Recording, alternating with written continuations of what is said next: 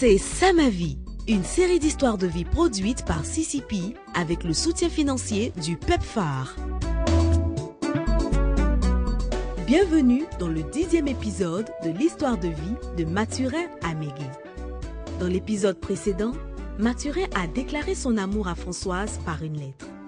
Après plusieurs semaines de suspense, Françoise finit par répondre à la demande de Mathurin à l'occasion de la fête des pères à travers une lettre aussi, accompagnée d'un présent.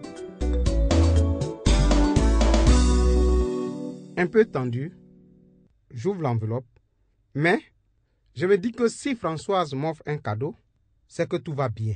Dans sa note, Françoise a écrit « J'accepte ton amour. Si nous devons nous marier, ce sera dans la maison de Dieu. Je voudrais te rencontrer demain pour en discuter. » Et le cadeau était une belle chemise et un short. Je vais à la cuisine. Je traverse le salon. Je rentre dans la chambre. Je reviens au salon. Je n'arrête pas de bouger. C'est la joie. Je ne peux pas m'asseoir.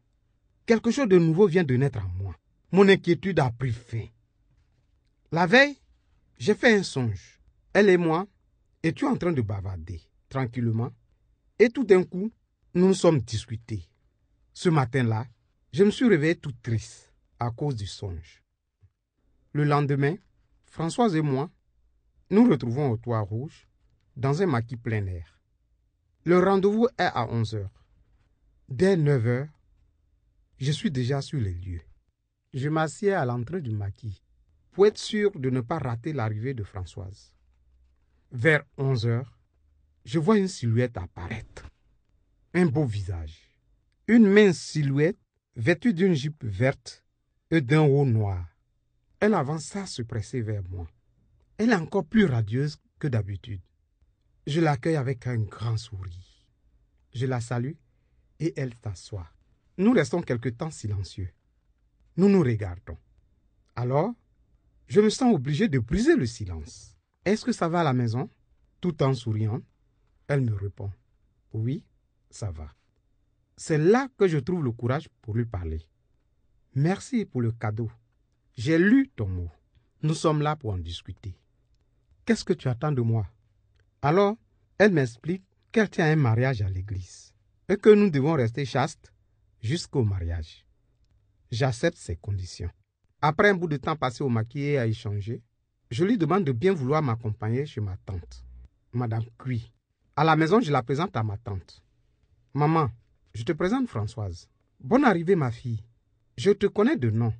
Mathurin m'a déjà parlé de toi. » Ma tante et Françoise s'asseyent d'ici plus d'une heure. Je suis content de voir qu'elles s'entendent bien déjà. Une fois la visite terminée, je l'accompagne prendre un taxi. J'arrête un taxi et avant qu'elle monte dans le taxi, nous nous regardons dans les yeux. Elle me fait une bise sur la joue droite. À ce moment, je sens un courant traverser mon corps. Je reste immobile. Et elle monte. Le taxi démarre. Je regarde le taxi partir. Je retourne tout en joie à la maison. Sur le chemin, je suis perdu à nouveau dans mes pensées. Je me pose beaucoup de questions. Et je me dis ceci. Je suis séropositif. Françoise aussi est séropositive. Est-ce que nous allons vraiment nous marier? Est-ce que nous allons avoir des enfants? Est-ce que nous allons avoir des rapports comme les autres personnes saines? Ou bien nous allons rester toujours protégés? Vraiment, beaucoup de choses me passent par la tête. Mais Dieu est bon. Avec Françoise, une nouvelle vie commence pour moi. Une renaissance.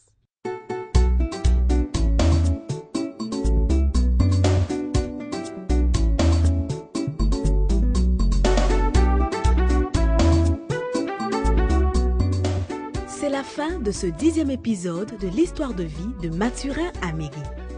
Mathurin et Françoise ont décidé de s'unir. Mais comment vont-ils vivre pleinement leur amour, sachant qu'ils sont tous les deux séropositifs?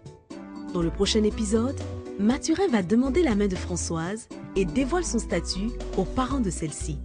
Retrouvez Mathurin la semaine prochaine. C'est ça ma vie, une production de CCP réalisée avec le soutien financier du PEPFAR. Rejoignez-nous sur facebook.com/jhuccp.côte d'Ivoire pour discuter de ce témoignage.